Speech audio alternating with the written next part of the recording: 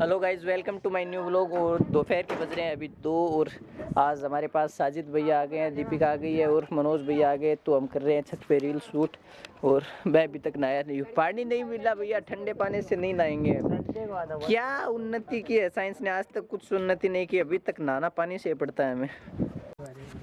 तेरी मुश्किल ना बढ़ाऊंगा, चला जाऊंगा, अश्क आंखों में छुपाऊंगा, चला जाऊंगा, मुद्दतों बाद आया हूँ पुराने। अरे ओए बोलने दे यार भाई, यार व्हाट इज दिस। चुप हो जा यार, बना दे अगले ने।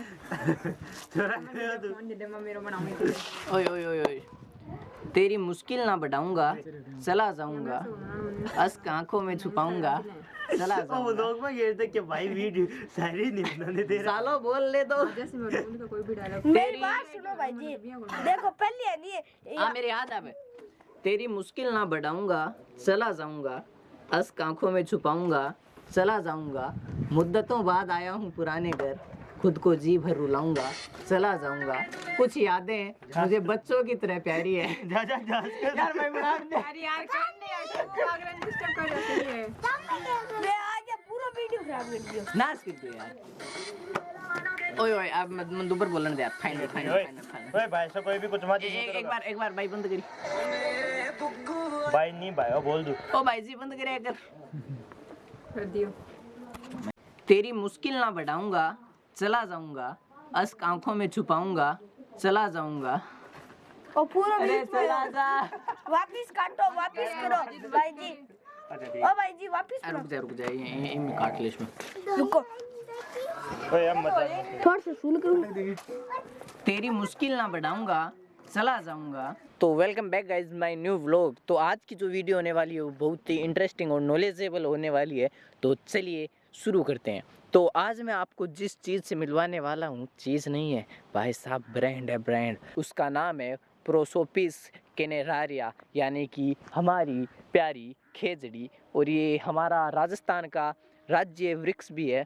तो बहुत ही इंटरेस्टिंग होने वाला है आज का व्लॉग। तो इसमें शुरू से लेके एंड तक बने रहना।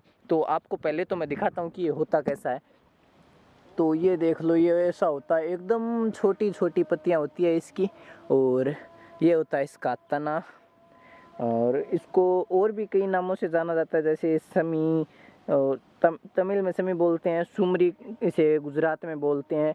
और इसका जो व्यापारिक नाम होता है वो होता है कांडी। और हमारे राजस्थान में भी इसके कई नाम हैं, जैसे खेजड़ी, जांटी, ऐसे बहुत से नाम। और इसका काम भी बहुत ज़्यादा, मतलब ये बहुत से देशों में पाया जाता है। वही खींफ वाली सी बात है, राजस्थान के हर ज़िले हर गांव में ये लगभग मिल जाएगा, लेकिन चूरू में शायद बहुत कम है। ये चूरू में इससे ज़्यादा कीकर है, वो ज़्यादा मिलते हैं। तो ये लगभग मिल जाएगा, हमारा राज्य वृक्ष है। तो एक प्रकार से ऑलराउंडर है। अगर खाने को कुछ नहीं है तो इसके फल लगते हैं, सांगरी सब्जी बनाकर खा सकते हो। वो फल सूख जाए तो उसे बोलते हैं खोखे, आप वो खा सकते हो। खोखे एक पैसे भी होते हैं, वो पैसे वाला खोखा नहीं है, इसका खोखा दूसरा है जो ड्राई फ्रूट्स में शामिल किया जाता है खोखा, वो इसी के लगता है।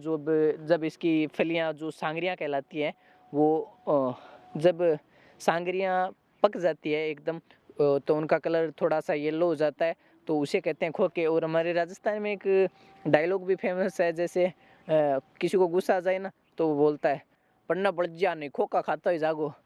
तो ये हमारा एक प्रकार से डराने वाला भी हो गया। तो वो खोखा खाता ही जागो, वो खोखा वो इसी के लगता है।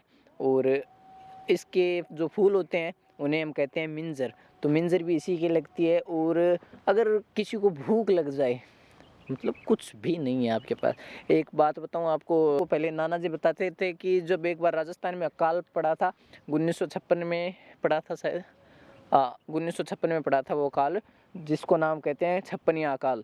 तो उस अकाल के टाइम ना लोगों ने इसके जो ये है ना, इसे छोटे बोलते हैं, ये इनको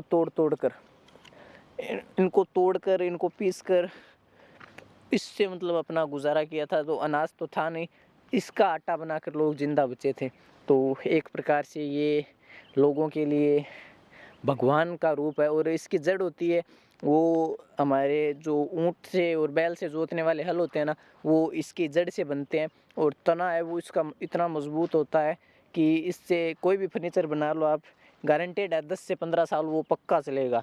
10 से 15 साल की तो इसकी गारंटी मानो आप, मतलब इसके दिमक बहुत कम लगती है, तो इसका फर्नीचर भी बनता है। बाकी खेतों में इसकी लकड़ियाँ हो जाती है अच्छी। इसका लूंग है वो ऊँट भी खा लेते हैं, बकरियाँ भी खा लेती है, हर जानवर इसका लूंग खा लेता है। और इसकी लकड़ियाँ जो लूंग झाड़ने के बाद बचती है वो जलाने के काम में भी आ जाती है। और कहीं मतलब कोई शुभ काम हो रहा होता है, जैसे शादी में फेरे लेते हैं, उस टाइम लकड़ियाँ चाहिए होती है ना जो थोड़ी सी, वो भी इसी खेजड़ी की होती है। और शादी में जब लकड़ियाँ लाते हैं गाँव में खेतों से, तो जो इसकी लकड़ियों का ढेर होता है ना उसे बोलते हैं मिल्डा। तो मिल्डे को मिल्डा ना बोलकर शादी ब्याह में जब वो लकड़ियाँ लाई जाती है ना तो उसे बोलते हैं शायद मोना, कुछ ऐसा नाम करके बोलते हैं, कन्फर्म नहीं है। तो पता करके मैं डिस्क्रिप्शन में ऐड कर दूंगा कि उसका क्या नाम होता है।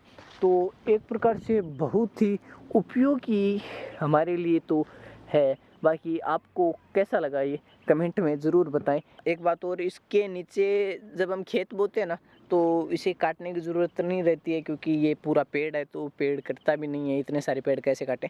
तो इसके नीचे जो फसल होती है ना उसकी पैदावार भी बहुत अच्छी होती है। इसकी छाँव में मतलब इसकी छाँव जितनी एरिया में पड़ती है ना उसके नीचे फसल बहुत ही अच्छी होती है, क्योंकि सर्दी से भी उनको बचा लेती है ये, और जानवरों से भी लगभग बचाती है।